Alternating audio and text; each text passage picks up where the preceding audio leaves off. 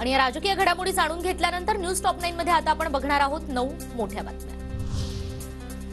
भाजप पदाधिकाऱ्यांची नागपूरमध्ये महत्त्वपूर्ण बैठक, लोकसभेच्या तयारीचा आढावा घेतला जाणार। उपमुख्यमंत्री देवेंद्र फडणवीस आणि प्रदेशाध्यक्ष चंद्रशेखर बावनकुळे मार्गदर्शन करणार। मुख्यमंत्री आणि मंत्री सुद्धा लोकायुक्तांच्या कक्षेत येणार। सुधारित लोकायुक्त विधेयकाला विधान परिषदेत मंजुरी। लोकायुक्त विधेयक विधानसभेतही मंजूर। मुख्यमंत्री शिंदेंचा अण्णा हजारेंशी फोनवरून संवाद।